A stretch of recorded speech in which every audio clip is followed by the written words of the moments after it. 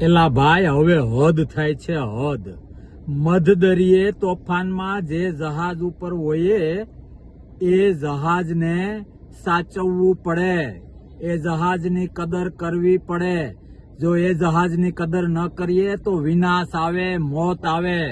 મારે સરકારને કહેવું છે કે સૈનિકો દ્વારા, નિવૃત્ત સૈનિકો અને વીર નારીઓ દ્વારા ગાંધીનગરમાં પોતાની માંગણી લઈને જે રજૂઆત કરી, એ લોકોએ રેલી કરવી હતી, મંજૂરી ના આપી, ઉપાડી લીધા, ડબ્બામાં પૂરી દીધા. આવું ન હોય. સૈનિકોની ઇજ્જત કરવી, સૈનિકોને એક પ્રકારનો વિવેક પાઠવવો, એની માંગણી સાંભળવી અને એની માંગણી શક્ય હોય ત્યાં સુધી પૂરી કરવી. શું માંગે છે એ લોકો? નિવૃત્તિ પછી અનામત નોકરીમાં માંગે છે, બીજા રાજ્યોમાં જે વળતર મળે છે એ વળતર માંગે. અરે સાહેબ, સૈનિક છે, સૈનિક ફૌજી છે, એને માથે રાખવાના હોય. કયા રજવાડામાં, કયા દેશમાં આ રીતે સૈનિકોને અને શહીદના પરિવારને આ રીતે હેરાન થવું પડતું હોય છે? સાહેબ યાદ રાખજો, 7/12માં જે નામ છે ને, મારી પાસે આટલી જમીન છે, આટલી મિલકત છે, આટલું સોનું છે, આટલા પ્લોટ છે, આટલા ઘર છે, જે આપણે હવામાં ઉડીએ છીએ ને, એ બધું ધોરું થઈ જશે, ઝીરો થઈ જશે જો સીમાડાનો ઉત્સાહ તૂટશે, જો સીમાડાના સૈનિકનો ઉત્સાહ તૂટશે. આજે જે કંઈ આપણે તાગડધીનના કરીએ છીએ એ આપણા સૈનિકો સીમાડાએ બેઠા છે, સીમાડાનું રક્ષણ કરે છે, એટલા માટે આપણા તાગડધીનના ચાલે છે. આવું ન ચાલે. કોઈ પણ સરકાર હોય, કોઈ પણ પાર્ટી હોય, આવું ન ચાલે.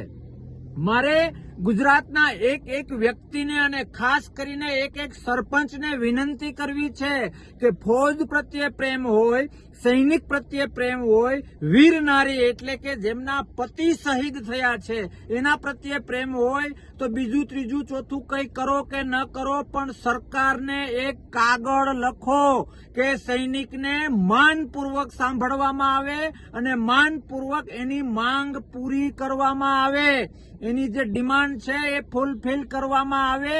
એ આપણો રાષ્ટ્ર ધર્મ છે, એ આપણા સૈનિકો પ્રત્યેની રિસ્પેક્ટ છે. હદ થઈ ગઈ યાર.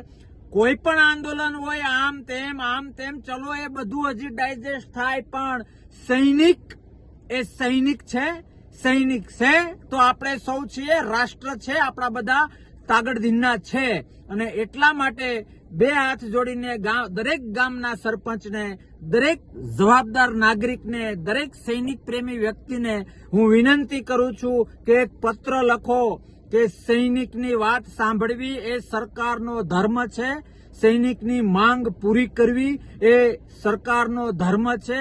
કદાચ માંગમાં થોડું 19-20 હોય, એમ છતાં પણ સૈનિકની રિસ્પેક્ટ માટે સૈનિકની માંગ પૂરી કરવી એ તમારો મારો સૌનો ધર્મ છે. આવો સૌ લેટર લખીએ, ગામડા લેવલે, સરપંચ લેવલે, તાલુકા લેવલે, જિલ્લા લેવલે, અને સરકારને વિનંતી કરીએ કે સૈનિક એ સૈનિક હોય છે, બ્લાઇન્ડલી એને સ્વીકારવાના હોય છે અને એની માંગ પૂરી કરવાની હોય છે. અને એ માટે એક પત્ર દ્વારા ફરજ બજાવવી, ધર્મ બજાવવો, સૈનિક પ્રેમ બતાવવો એ તમારો મારો ધર્મ છે.